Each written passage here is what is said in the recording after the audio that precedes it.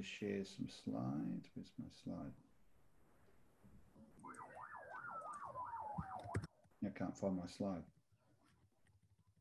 Hang on a second. Maybe I closed the wrong slide. Oh, I did. Sorry, guys. 1 second.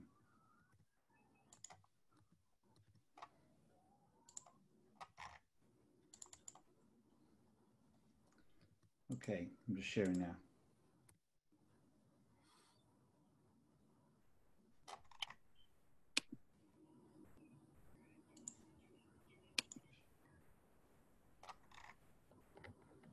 Nope, it's not coming up. Why is it not coming up?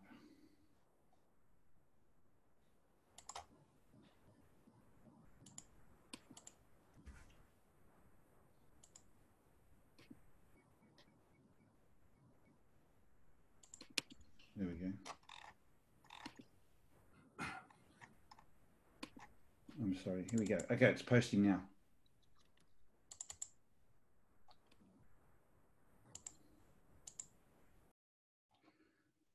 Can you see this? Can you see the slide yet? You can? We can. Yep, that's great. Yep. Great.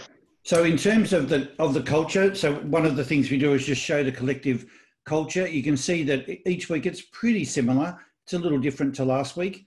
Not much at all. You know, 1 or 2 people could potentially make that difference.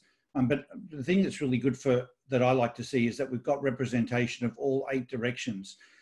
So whilst we have that diversity on the call, I really would encourage you to share your views and, you know, comments and ideas on things so that it makes it richer for everybody, particularly if we're talking about one particular direction, to give an alternative view, like to sort of say, well, here's how it is for me from the opposite direction. If we're talking about, for example, authenticate, we give an example of what it's like to be avoid authenticate.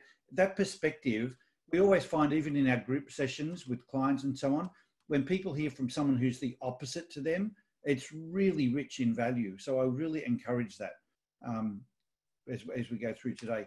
The second thing was to just show you this slide, which is at what we call our peak performance indicator, which is just a prompt to check in and sort of go, well, where am I today? You know, am I in stride, which is that green arrow, or am I being pulled off track with some of those things there? You can see the arrows that can typically pull you off track with expectations or situations that may require you to do things quite differently to the way that you're wired. And of course, with ID, the real secret of self-awareness or advanced self-awareness is knowing how to refabricate the situation to be able to do it in a way that matches your ID.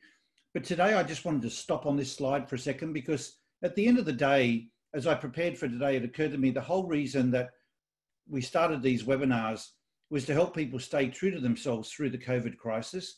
And I skipped through this slide normally, but I did just want to check in and provide the space today. If anyone did want to just talk about where they're at, either if their score is high and there's things that you've been doing, like on a scale of 0 to 10, if you're an 8, 9 or 10, and there's things you're doing differently because of COVID to stay more in stride, I thought that might be interesting to hear some of your techniques, particularly when you're working from home, dealing with, you know, family with you all the time, or not, you know, missing your colleagues and so on.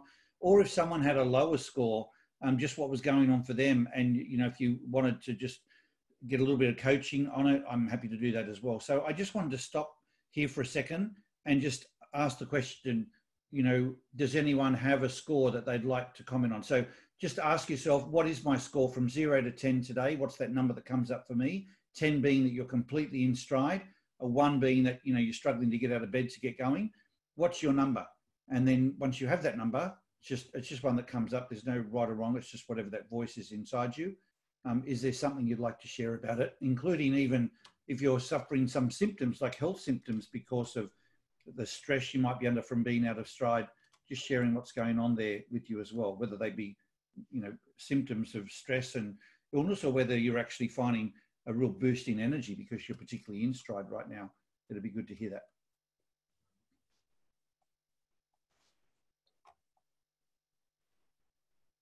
Oh, this is Judy. I have a comment. Sure, Judy, go. Well, my day has been maybe 3, because I began my morning with a phone call that took me out of stride because of the disharmony. And this is a challenge I face frequently when intellectually I know these people who are communicating with me are doing the best that they can. They might not have the skills that I would appreciate. However, it really affects me. Yeah, I can understand. Well, particularly as a completer who's both needing a drive for harmony, but also at the same time, at the start of your day, for someone who likes to get started and get on a roll, and then your whole day starts to go well. When the day starts bad like that, it pretty much buggers up the whole day, you know. So I'm interested to hear from anyone else who might be a completer that has found a strategy that works for them to be able to regrit when you have something happen, particularly earlier in the day, that throws you off kilter. Is there a strategy that you found works for you to be able to get you back on stride, back in stride quickly,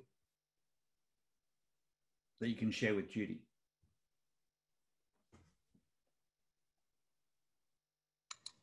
Hi, this is Pam. Hey, Pam. Hi there. How are you, Paul? I'm really good. Nice to see you here too, Pam. Thank you. You too. You know what? I had one of those days recently and where the morning started off not good. And so what helps me is just to take a break from it and regroup and try to say to myself, like, what's really important in life. And, you know, things happen to all of us, that things don't always go perfectly. And so I usually just have to take a break from it. And, you know, you just take a deep breath and try to do like a restart, you know, and not let it affect your whole day. And does that work for you? It does. Usually it might take a little bit more time than others, sometimes depending on what it is, but try not to beat ourselves up over it, you know. Especially right now, I think like when we're feeling a little bit more isolated, it's harder reaching out to somebody that you can trust to just talk it over with. That also helps me too, just to have like that support. Thanks, Pam. That's helpful. Anybody else? Hey, Paul, I was going to ask you, this is Craig Burkhardt here. I'm sorry, my camera's off. Well, it won't come on. I have problems with it sometimes, I'm sorry. But I'm in stride pretty well, but my issue is I'm about an 8 or a 9, but around 3 or 4 p.m., I am just exhausted. I'm in stride, I'm jamming, we're at the end of the quarter, things are happening. It's exciting, it's challenging, it's crazy, and I feed off of all of that in sales. But man, I'm exhausted sooner than what I would say normal, and wanted to know if you had any thoughts about that. Well, Greg, I'm just watching the chat, Greg's comment in the chat. It's probably right. I mean, ID is one part of a series of things you need, Craig, including rest, nutrition, exercise, and so on. And many people comment on the need for chocolate, for example, at about 3 o'clock in the afternoon. And it's well documented, just the need for nutrition and to get the macros right in terms of how your body rolls, you know. And it could well be that whilst you're in stride, and I can, you know, tell from that you've been on these calls each week, you're very much in stride with your energy and your love of life and so on. But it may well be something non-ID. It might be more nutrition or rest or exercise related. I don't know. Does anything there resonate for you? It does. That's where my head was at, is right. The last, I would say, 2 months, diet and exercise have been an issue. So I need to, and it comes back to also, you know, where I find my stride is often in diet and exercise. So I appreciate it and helping me confirm. I'll get back on it. I will say, I was just talking to my trainer yesterday about good old water, you know, and I would say for most of us, we just don't drink enough water. And when you sort of understand the impact of water, it's huge in terms of way hydration and what our body needs. And I think that I'm actually playing with this week with my water content. I've got 3 bottles sitting right here beside me for exactly that reason, you know, just to look at my energy more. So good sharing. Thank you. Anyone else who's finding themselves particularly in stride through COVID or out of stride?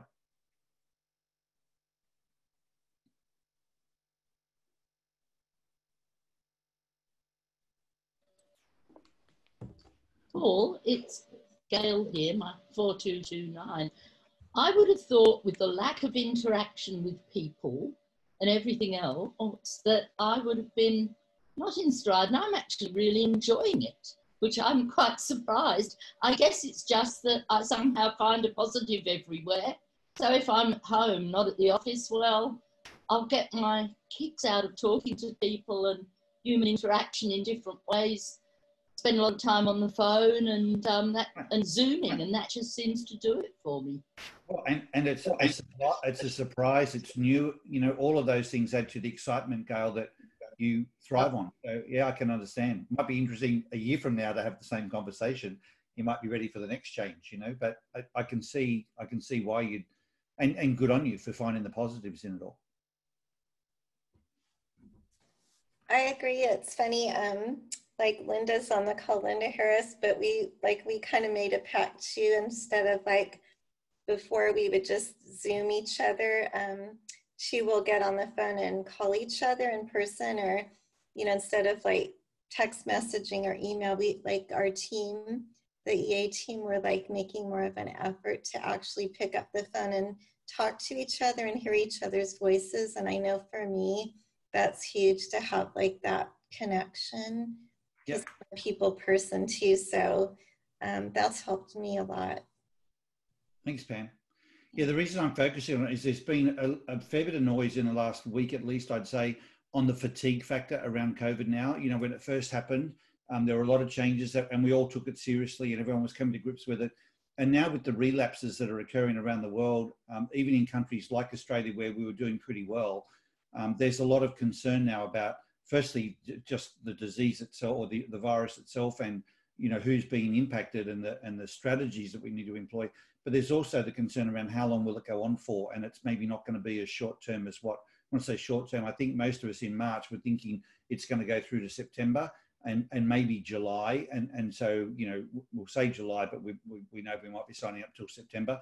And now it's not only for the rest of this year, but, you know, I think people are pretty much just saying, well, we're like this now until they find a vaccine, and that could be somewhere well into 2021 or beyond, you know. So there's a fatigue factor that, and I'm not the expert on any of this, but I just know there's a lot more noise now around how people are, you know, the mental illness elements and the stress involved in all of this. And I think, you know, it makes what we're doing today and using your ID even more important to stay in stride and to look for new ways, not to use COVID as the excuse or the issue, but to just use it as the challenge to find, you know, different ways to get in stride, like Gail said, around, you know, the changes. We all have that same potential the more we are self-aware.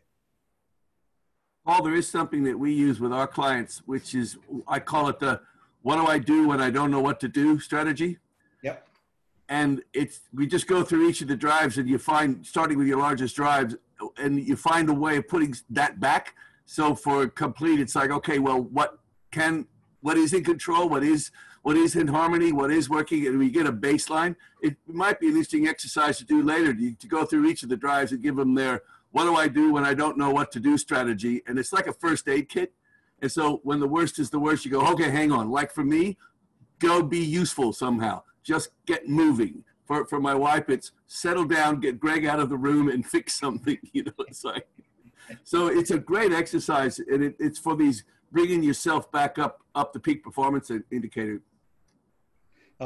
Thanks for sharing that, Greg. I was going to ask you what that is for you. So as an authenticator who needs to be physically active and useful, feel like you're not wasting your time or energy. So for you, it's just to get doing, is it anything or just almost anything? Go complete something, like get it, you know, the down complete, get it started, get it finished. That really works. And go help somehow. Go be useful somehow.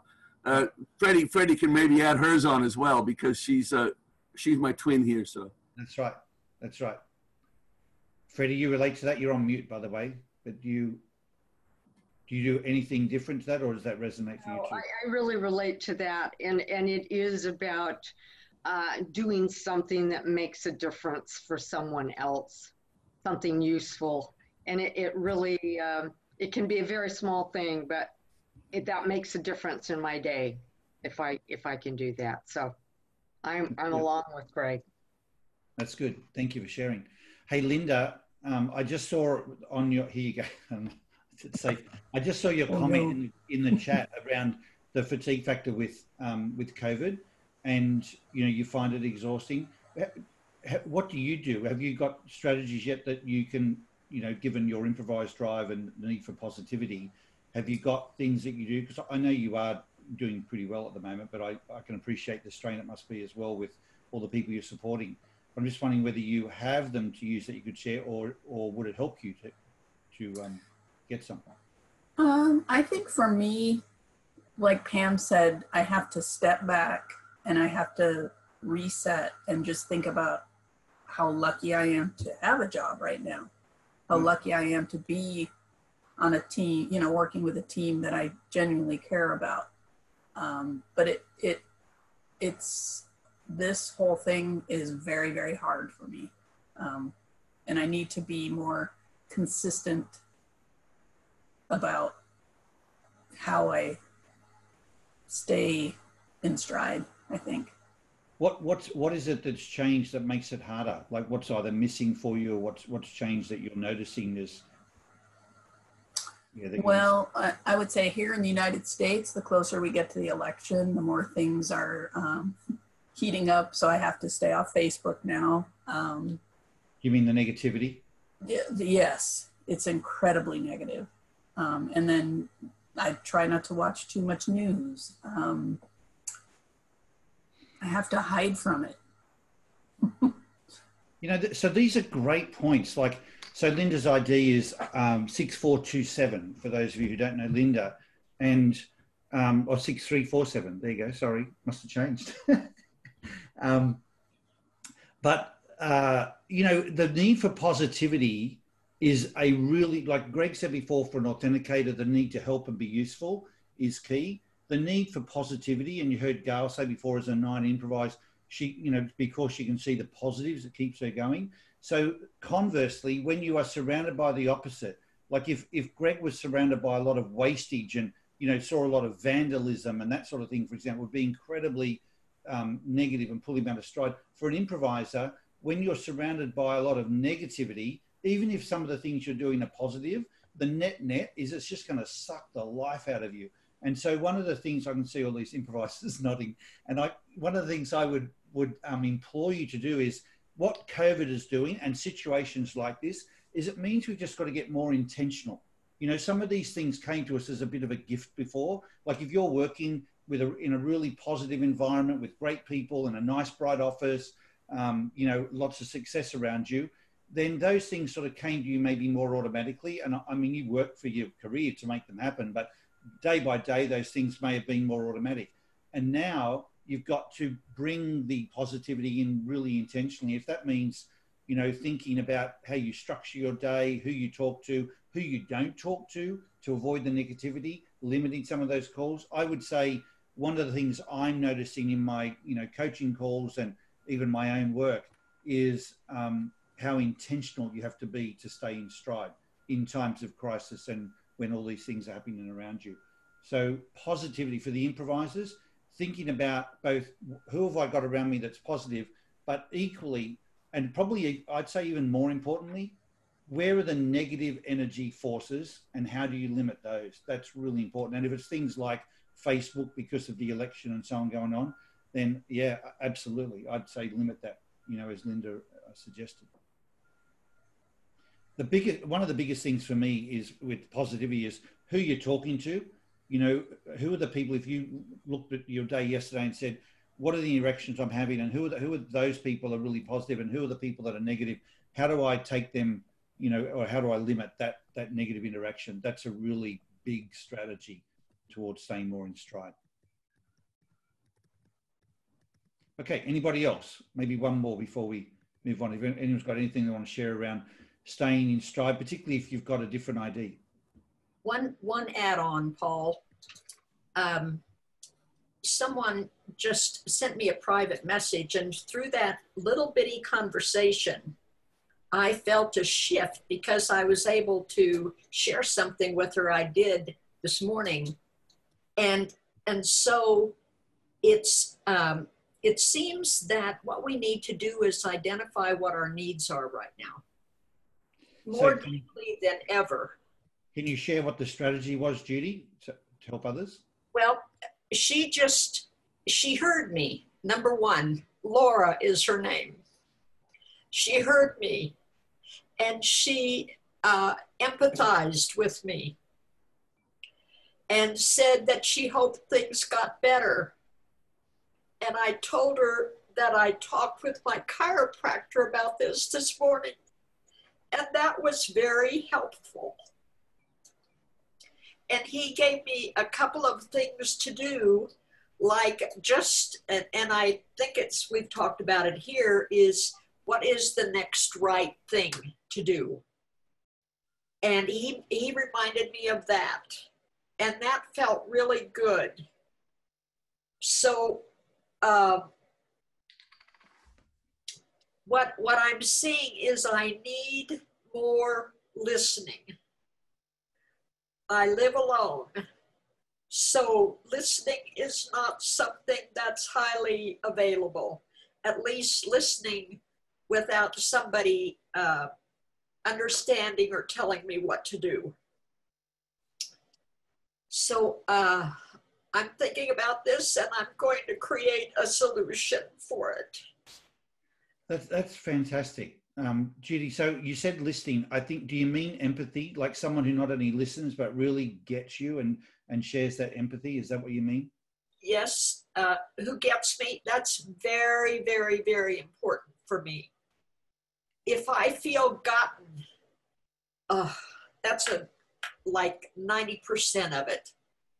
Because I've been heard, they understand, they empathize, and it creates an atmosphere of support, and also of me being able to be who I am. This is beautiful sharing, Judy. I mean, for those of you on the call, what Judy is sharing is, I would suggest, is from the avoid, verify drive of just needing empathy. And it's really interesting, particularly for us verifiers, to hear this, because when we hear someone has an issue, we feel like unless you solve the problem, then nothing really has changed. You know, like the problem's still there. And yet listening, just listen to the emotion that Judy's sharing. And when just the sharing, if they feel that someone gets them, just the getting them is like, listen to what she's saying, 90% of the solution is in just someone hearing you, listening, really empathizing and getting you.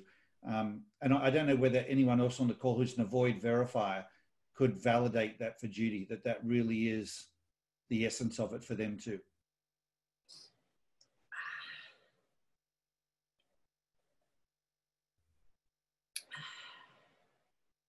Does anyone else find the same thing? Those of you who are avoid verifiers?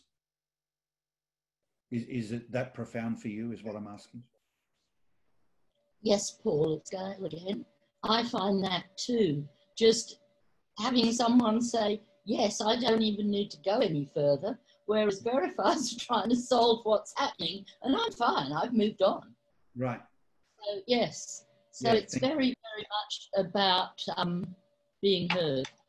Well, and as Judy said, it's the being heard, and then it creates that environment or the atmosphere of support. And we talk about this need for total acceptance and encouragement, and that it's the energy around you. It's one of real support, not of trying to fix things. I saw Craig gave a thumbs up to it as well. But I know for me as a verifier, it's a huge insight around how to help people, because we all have if you love someone and care about someone, you want to help. But what help looks like varies according to their ID. And when you say things like, well, do unto others as you would have done unto yourself. I mean, learning about ID, it's really do unto others as their needs dictate they require type thing. And it might be the exact opposite of what you need.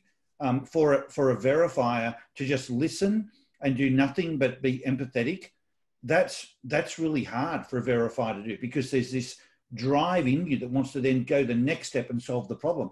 And what I'm hearing Judy say is, don't worry about that. Just hear me out, provide the empathy, show that you really get me, feel my feelings, provide that support, and then I'll worry about what my next step is. And that's only 10% of the issue anyway. I mean, that's huge. And Paul, it's all the more difficult in not being with Judy or with somebody. So I have a high verify as well. And so while I've learned not to try to solve other people's problems because that's not what they want, since I'm not with them, I can't do my second default, which is bring them a glass of water, because that's pretty much sometimes all you can do for somebody is just, they're sitting there and I have nothing to say that's helpful, but I can bring them a glass of water. So it's along the lines of what other people saying, do something for somebody, but we're not together. So what's the virtual equivalent of that? Probably the private message, like someone just did for Judy. So it's adapting what you have learned and the skills you have picked up in a world with people. Right. So just a couple of things. When people are working in isolation and working from home and don't have that automatic contact with other people, you might want to think about, the situation Judy was just referring to, because I know people are saying now, some of the, the news out there is that the younger people who are living on their own, who haven't yet found a relationship, or it could be older people who are, on their own, it's a challenge, because maybe whether you're younger or older, you don't have someone to share with. And it's not just the sharing, it's someone to listen and be empathetic with you. And if empathy is one of your stronger drivers, and obviously, as you know, half the world is driven up on a drive and half the world is driven down. But if there's people in your family, especially, who are living on their own, or in your circle, just reaching out to them to provide the empathy that allows them to just, breathe and be listened to and feel that someone gets them. That is a huge, something really changes physiologically when you feel that someone gets you. And that's a big part of getting back in stride. And what I would say, Judy, is get intentional about that now. Now that you've had that, light bulb, get intentional about who in your circle is someone that you can reach out to regularly. It might be a daily thing where you just feel that you can talk and get that empathy. That it might be interesting to hear from you down the track, the difference that makes for you.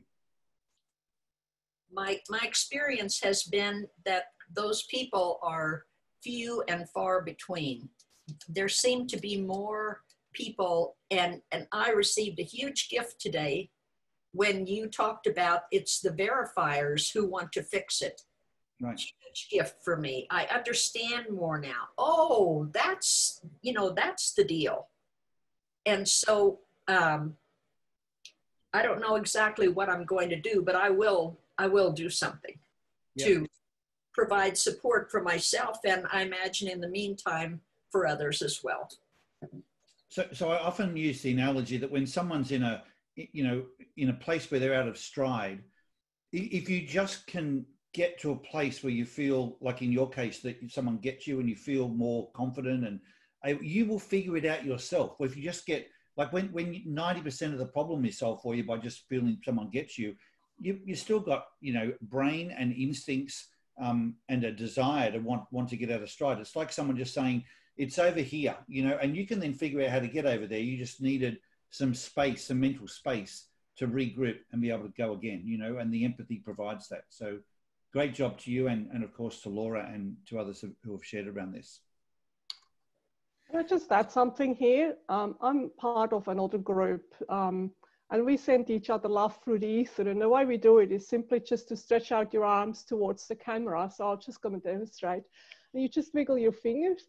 And it's kind of like, everybody knows the meaning of it, right? And it kind of gives you a really nice feeling doing it, but it's also kind of a nice feeling to know everybody on the camera is doing it. So it's kind of a little bit of fun. And it actually makes you feel really good at the end of the call. Or if you find, like Judy just now shared something that's really vulnerable, that you can actually send that laugh and everybody understands the meaning of it. So what I guess I recommend is find some kind of symbolism that is the sharing that Andrea talked about, And that might actually work for you as well. And you can just foster that culture within your group that you're dealing with. Excellent. Thank you. Thank you. So, you know, there's a couple of things around that. Firstly, you know, this meeting was all around understanding ID combinations and helping people stay more in stride and so on. And although rather than dealing with that sort of clinically, what you're seeing in what we just talked about with Judy's example was the completer who wants harmony and getting on with, you know, ticking her list off for the day. But in order to do that as an avoid verifier, a for-in verifier, she needed the empathy. So I'll just point some of these things out to you as we go along. The other point I would make is that I have you know, one of my principles is that vulnerability builds rapport.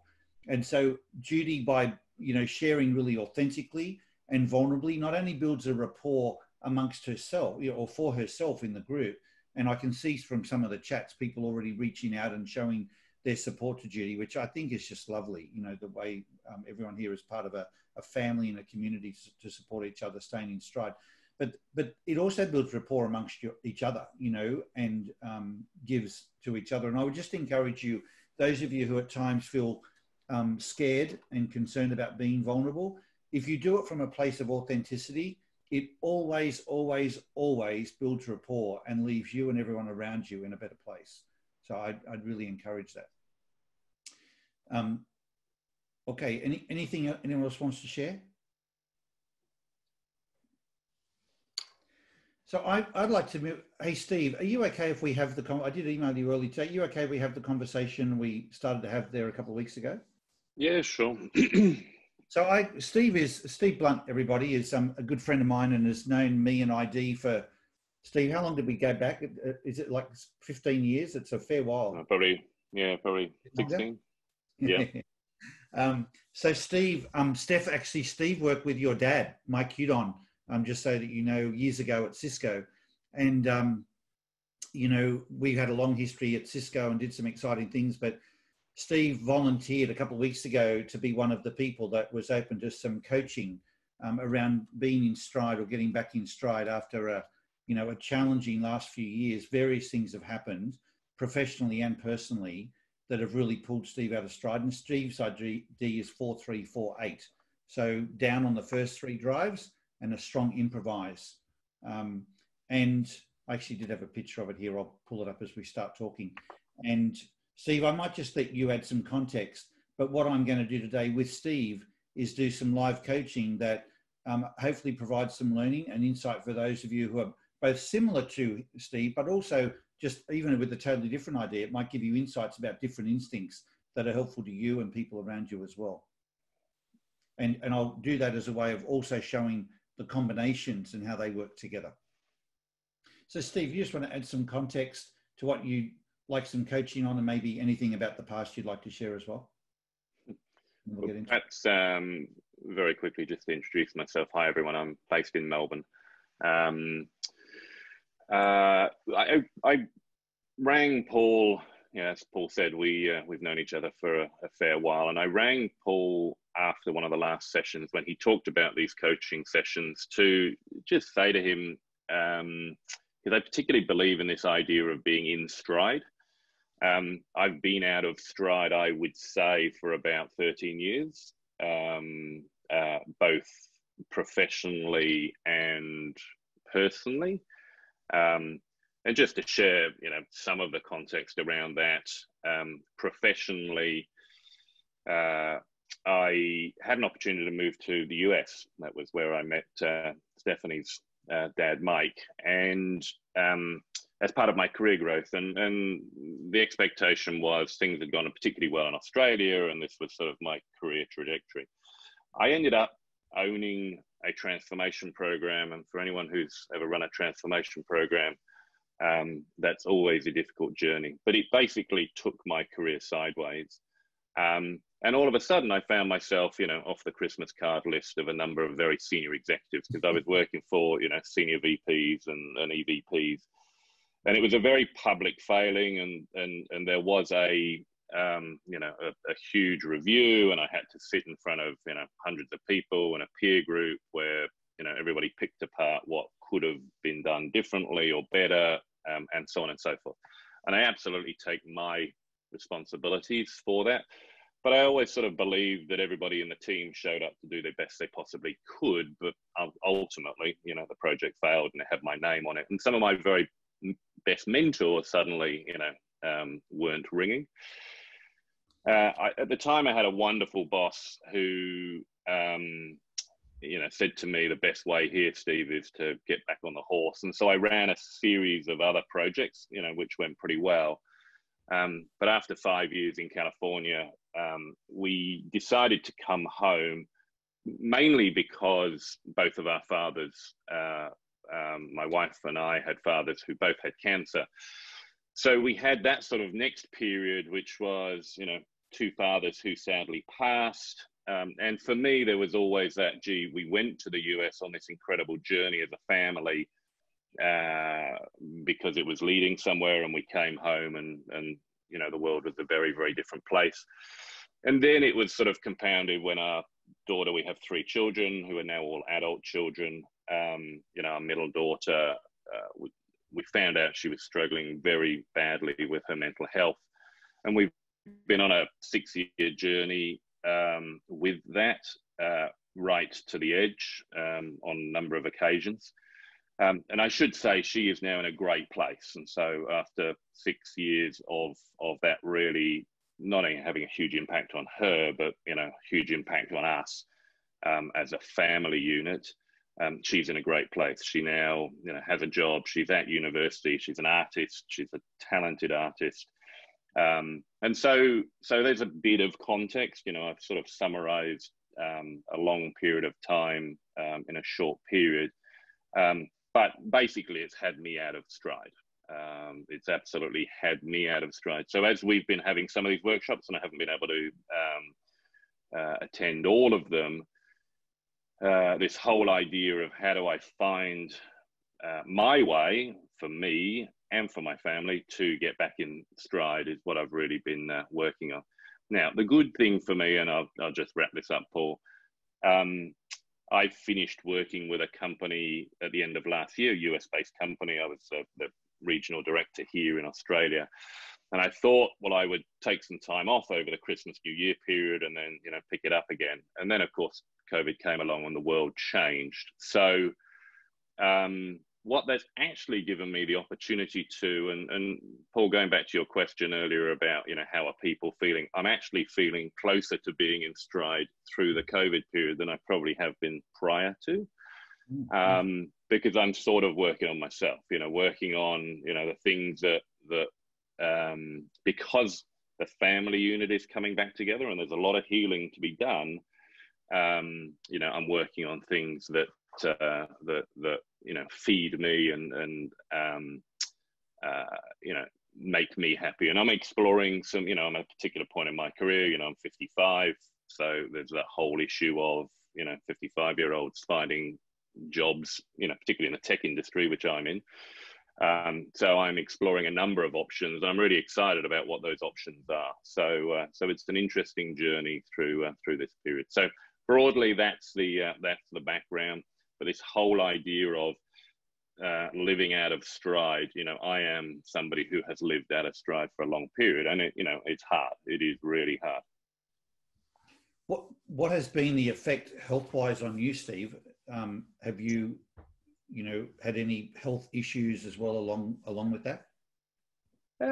Of course, you know, it stretches your mental health to the edge, and you know, I'm so pleased because I think now we're more prepared, certainly in Australia, we are more prepared to talk about mental health as a health issue rather than, you know, people in straitjackets as it used to be sort of considered. I actually sit on a couple of committees for an organisation called Beyond Blue, who are one of Australia's, if not Australia's, premier mental health service. So I've been helping them roll out a project where Beyond Blue is teaching educators about mental health. Because if I think about our situation, you know, our daughter was at school, and one of the things the school did when she developed her challenges was, okay, you're going to have to take her out of school. You know, there wasn't much empathy. It was a risk to the school rather than, you know, how can we help? And we, in the end, there were a 2 or 3 teachers who really helped guide her, and she missed in high school, you know, she missed the best part of 2 years, but actually ended up getting through school in a really constructive way. And that was really because 2 or 3 teachers said to the school, leave it with us. So yeah, look, Paul, to your question, there's no doubt it's had huge impacts on my health. But I think one of my strengths is my ability to get up every morning and reset, and start again and look for the positives in the day. Now, that's not to say, you know, by mid-morning you haven't been sort of pulled down again to some of the points that were being made earlier. But, you know, has always been a strength of mine, which is how do you get up every day and try and be, try and contribute in a positive way. Yep. Well, firstly, Steve, regardless of what we talk about from here, I just want to say thank you for sharing what you've already shared, because I can see by the way people are reacting on screen that many people resonate with what you're saying. And when you're vulnerable, I said before about vulnerability builds rapport, but it also creates a permission, you know, for other people to feel that it's okay to share what's going, or even just to feel, even if they don't yet feel they can share it, just to feel what they're feeling is okay. So you're making a difference for people here without even us taking this any further. I just want I think, thank you, Paul. And I think one of the things I guess I've learned over that period is you never know what's going on behind someone's front door. You know, we go into the work environment and we put on our game face. You know, even in a social environment, we put on our game face and we present in a way that works within a set of norms. But the more people I talk to, you know, I'm sure there are people on this call today for whom my story resonates, or they've got a story, you know, a similar story of some description. And I do think, to your point, you know, having empathy for people's circumstances rather than dismissing them, or trying to, rather than dismiss them, that's probably too extreme, avoid them, you know, avoid that discussion or avoid that judgment, you know, something I've really, you know, taken on board over that 13-year period. Yeah. Well, I really appreciate you sharing, and so openly with the group.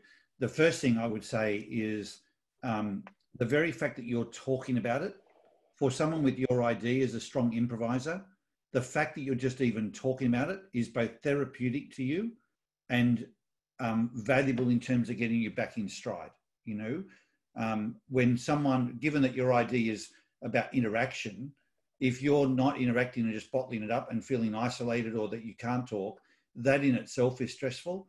So if as an improviser you start talking and sharing it, you will. Now, the reason someone with your ID often doesn't is because when you're down, up, like, you know, in your case, 4, 3, 4, 8, that ID as a combination is so normally so concerned about what everyone else thinks about them, and, you know, call it your personal brand and how that's going to land for people, and whether it's how you're seen or the effect it has on them.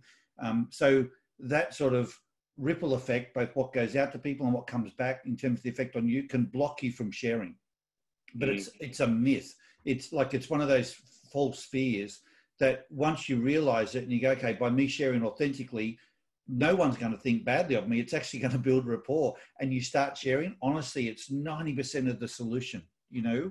And I can see just you talking, you know, to me the other day, whoever else you talk to, sharing now online, I can see that the more you share like that, the more you'll probably start to feel like, you know what, I'm getting back in stride. Just nothing's really changed, but other than that, you're talking about it, number one. You know, I think that's huge. And just as Judy's point said before, as an avoid verifier, when you feel like people are empathetic to you, and that you're allowed to be empathetic to other people through, like, when your idea is a massive connection ID, it wants to connect and really get people. So whether that catalyst is you sharing your story that they get you, or by getting you, you get them, just the connection, like the genuine deep connection that you're going to establish with people by sharing your story, is a huge catalyst to you getting back in stride.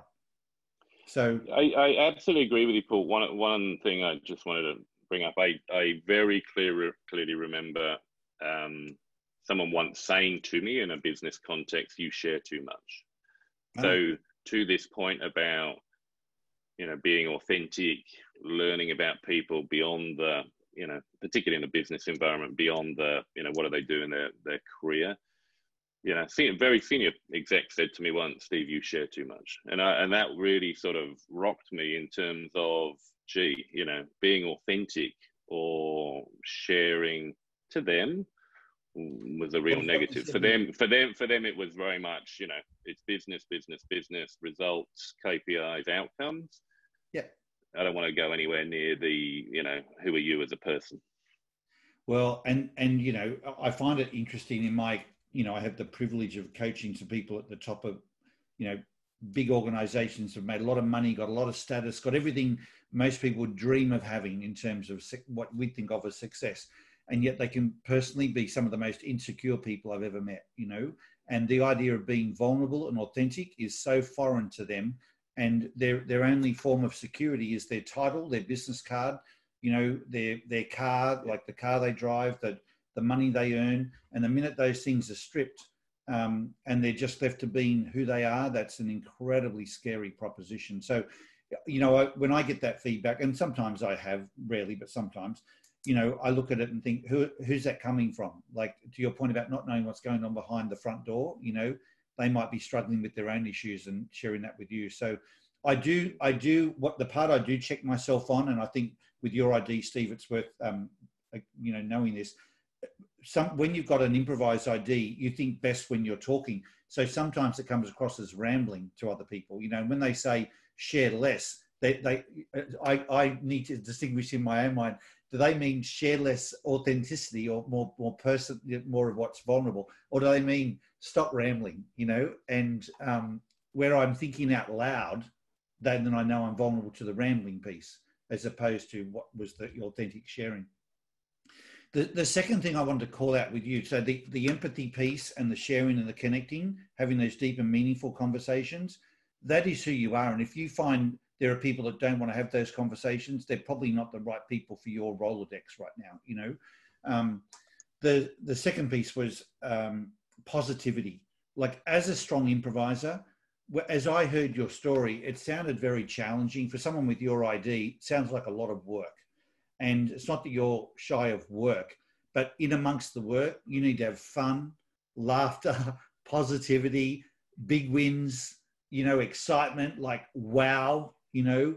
And it doesn't sound like there's been a lot of that in that time. And so if you can construct that by being more intentional around, you know, who are the people I'm talking to that are the positive, fun, exciting people?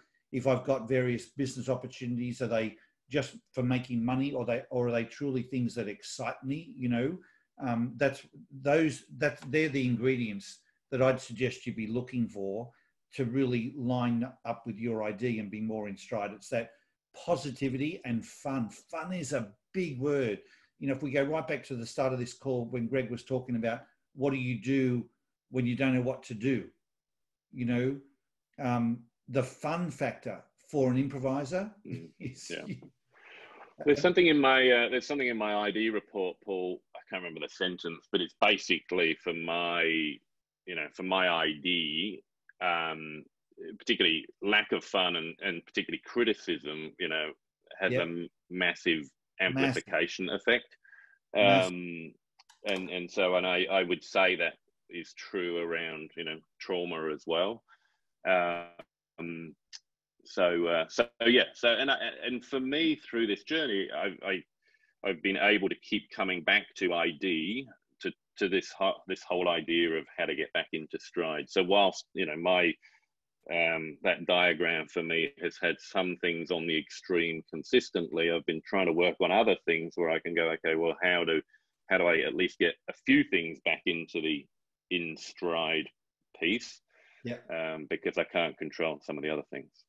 Well, and you at least even knew it was there. I think one of the, you know, just because we know our ID doesn't mean you're a great example of this. Just because we know it doesn't mean we're not going to have forces that pull us out of stride. But even the fact that you knew there was such a thing as your ID, like a way You knew that you're out of stride. You knew ultimately there was something you could come back to and figure out, well, it means you don't run out of hope. And hope for an improviser is everything. You know, when you run out of hope, you don't know what, that's where you hit a brick wall. You know, when I talk to people who have gotten divorced and they're a strong improviser, when I get down to what I call the level 4 questioning, like you get down to the deepest level of what was truly the trigger for that, it was the situation caused the last item of hope to evaporate. And when that went, they had nothing left, you know. And just knowing that you have an ID, that there is a way for you to do things in stride, I think for people like you, it gives you this sense of hope to ultimately, you know, stop and figure that out. So good job. Good job. I want to share something else with you, Steve. So I know we're on camera with everyone else, but I did want to do this as coaching. So I just wanted to say this from me to you and, you know, share it. I worked one time.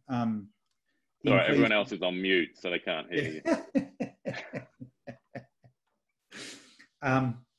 I worked with a guy in Queensland who had your ID 4348, and he was in a general management role for this organization, and he had issues with his brand, you know, and he said the challenge is they bring me in to do certain things, and I don't do all of those things, but I do lots of other things. But you can't always ascribe the value to me. And the way he said it to me was, it was one of those real epiphanies for me. It resonated. He said, a lot of people don't realize my value until I leave, and then things change and it goes south, but they can't always ascribe it to me. But he said, I just know I have this effect on people. And I look at it and I think you're a really good example of this, even in the call today. And it's something to be conscious of for, you know, what you go and look for career-wise from here is when you show up authentically, there's something about your energy and your sharing and your vulnerability that sort of raises the tide for all other boats to float higher. But you can't necessarily say, well, it was when I said this, it was when I did that, it was because of Steve. But I think as a something to know about your own brand, it's really valuable to know that if I'm in stride, like if I show up and I'm on, you know, and that's all you got to worry about doing is showing up 8, 9, or 10 out of 10, then all the tide rises and all boats float. The problem is they can't say that it was because of you injecting the water, you know. But if you can somehow maybe predict that ahead of time and say, look, this is what happens, and the only way they'll be able to see it is when you leave, the water can lower, you know, and the challenge with that is how to do it so it doesn't happen. But I just think it's just a good thing to know about yourself in what you're looking for, that you can line up a set of KPIs or you know, other objectives to achieve. And obviously in business, those things can be important. And in addition to those, there's the overall effect you have on the energy, the atmosphere, or in business, often it's the culture and the brand, that they're just a broader set of KPIs than what you might have signed up to be responsible for. And yet your energy can have that effect, but it's hard to define it. And I don't know whether you've been able to see it already in your career, but I would really suggest you look for that in terms of what you can contribute and how you assess your value. Because since that was in the year 2000, and when I've met other people with your ID or that combination, like down, down, down, up, since then, that effect on floating all other boats has been a very consistent pattern of the value they bring. Thank you, Paul. Yeah, makes sense. And you know, to anyone else on the call with a similar ID, I'd say that as well. You might go in to solve, you know, problem A, but in solving problem A, you might only half solve A, but you solve all these other problems. And then people do the criticism thing and say, well, you only half solved A, without realizing or recognizing all the other things you might have done as well. But unless you point some of those things out, it's a bit like self-promoting, but not for the sake of self-promoting. I would call it brand management, and just being aware of the way that your ID is wired. You need something to start with. So problem A was something to start with just to get you going, but it's the effect overall that is where your real value is. And I look at that even with what you've done, like you came on to have a coaching call with me about, you know, your issues. And yet by doing that, it has this broader effect for the rest of the group today. It's hard to articulate or assess it, but I just know it's there. And I think it's really good for you to know that that's the effect that you have. It's really powerful in a group context. Thanks, Paul. I think the other thing, Paul, when we first started working together, you know, I was absolutely in stride. You know, I think we first met before I went to California, and then we were in California, and I was, you know, absolutely 10 out of 10 in stride on this new career trajectory, etc., etc. And I don't think I listened as much as I should have done to the whole conversation around instinctive drives, because, you know, I didn't feel this need to think about being in stride because I was a 10 out of 10. And over the years, this relevance of being in stride has become so much more important to me. Wow. And wow. so I think so I do, you know, for me personally, I have so much more empathy for people who are out of stride, because there was this period where I was completely in stride and you know, everything was possible. But what I've learned is, I suspect there are on this call, just to use this example, you know, there are plenty of people on this call who are out of stride, and we just need to have lots of empathy and kindness towards them. That's a brilliant piece of gold right there, Steve. You know, that you can take it for granted when you are in stride. You know, it happens sort of more automatically.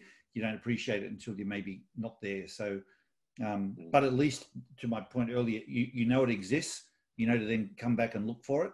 And I hope both this discussion, as well as the you know, the meetings that you've been coming to before this, and hopefully afterwards, help you get there. And please keep sharing your story. I think now that we have that sense of you, as you make progress, please take the time, even if it's not part of the topic, to share how you're progressing, because I think even that will be really helpful to everyone else on the call. Yeah, will do, Paul. And just before we drop off, a number of people have messaged me and I'm not having an opportunity to read them. So if you can just not close the call immediately, that would be helpful, so I can quickly scan them. And then I just wanted to say thank you to everybody for listening. I know my story is my story and other people's stories are theirs. But I appreciate it. And to Judy's point earlier about, you know, being listened to is an important thing for many people. So well, and the deeper connection. I mean, that's the 3 and Authenticate wants that deeper connection, understanding. And I hope you've got some of that from me and others on the call today as well. Steve, we're right on the top of the hour. Thank you so much for being vulnerable and so authentic. It really does make a difference. To everyone else for both listening and sharing earlier, I really appreciate it. Have a great week. The recording will go up later. And if there's, you know, anything you'd like to cover, let's do that. But we'll see you next week. Take care, guys. All the best. Have a great week. Bye.